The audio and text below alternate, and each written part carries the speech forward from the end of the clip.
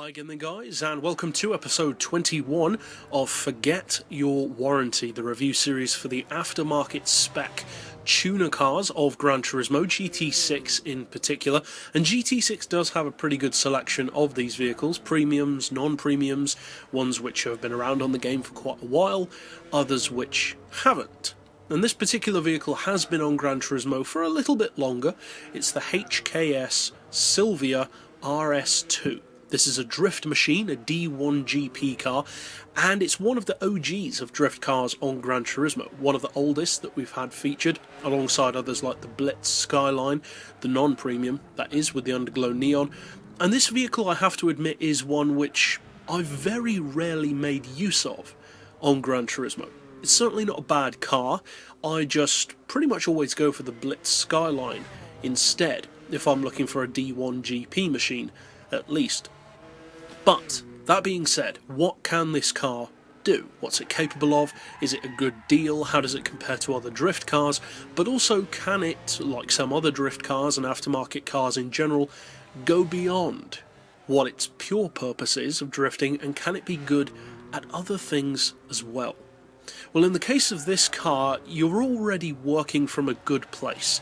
The Silvia is a great performance car. We've discussed this before numerous times on the channel, in the touring car series, in the import series, in pretty much every form that it's available in. The Silvia is a strong car.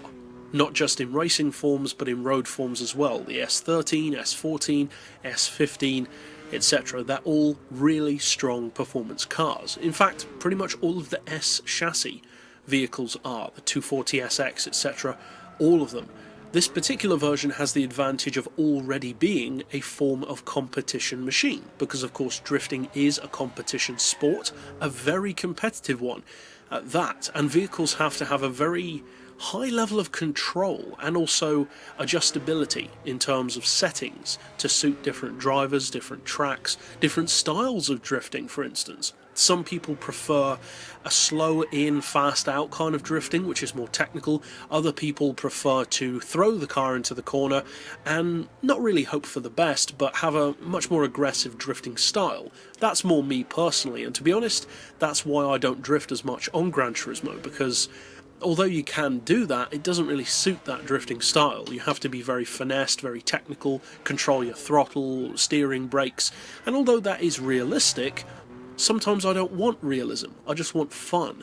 And other games, to be honest, are more fun for drifting for me personally. That being said, I do drift on Gran Turismo, I have done drift tunes in the past, and it's one of those things where, although I don't enjoy it as much as on other games, it's still fun.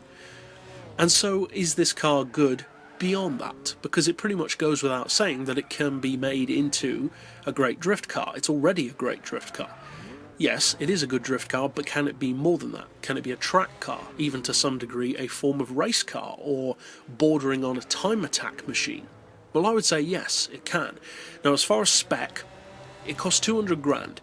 That's a pretty good start. That's not overly expensive. That's similar to stuff like the Blitz Skylines. That's a little bit more expensive than, say, the AEM S2000, but in general, it's pretty well priced. As far as its fully tuned specs, you're looking at a 2.2 litre, so slightly larger than the normal S15. You can turbocharge that engine up to a pretty decent 605 horsepower, which is of course more than the road-going version. I personally really wish that the road-going version had that kind of power, because it arguably deserves it. You're also looking at a probably more impressive, actually, 565 foot-pounds of torque, and although it isn't an ultra lightweight vehicle, it's certainly not overly heavy at 1130 kilos. That's roughly the kind of weight that you'd expect from some race cars of a similar kind of size and spec. The horsepower per tonne on this car is 535, which, although that may not sound amazing, that is pretty good. You're talking high-end sports car / lower-end super sports car territory, so not bad. The fully tuned PP position of this car is, I would say, reasonable at 588. You certainly wouldn't want it to be much higher than that, because vehicles like this, although they can be competitive, they don't tend to be quite as competitive as a full-on race car. which is appropriate. They shouldn't be as good as a full-on race car because they're not designed to be. They're a totally different class of machine. As it happens though, although there are definitely race cars that can beat this, even ones with similar numbers, I would say of the drift cars that are on the game, this is one of the best candidates overall to turn into a track car, because consider its rivals. The AEMS 2000 is a little bit too playful to be a track car, a serious one at least.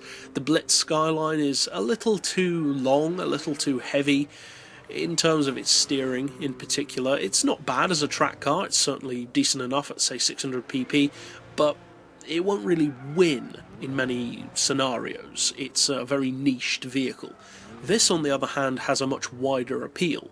It's a good all-round machine. You've got enough power to make the acceleration good. The top speed isn't great, but it's good enough for technical circuits, certainly city tracks, and the handling, although far from perfect, is pretty good. You can make it very accurate, you can actually make it not drift at all. In fact, quite the opposite, you can make the handling really heavy if you want it to be. And so that means that this car, like to some degree the road-going Silvias, has the advantage over some other cars, an advantage which I think you can sometimes take for granted, and that is versatility.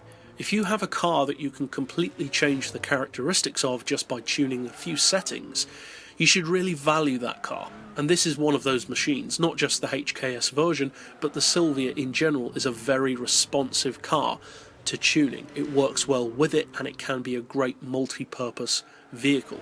This is a great example of that. Overall, it's not necessarily going to beat a wide variety of race cars, but it has potential for circuit use and time trial use. It's a great drifter, and the price is reasonable. If you also want an aftermarket tuned Silvia, it's a strong one to go for. So that's it overall for this particular pick. I'll see you guys next time, and as always, thanks for watching.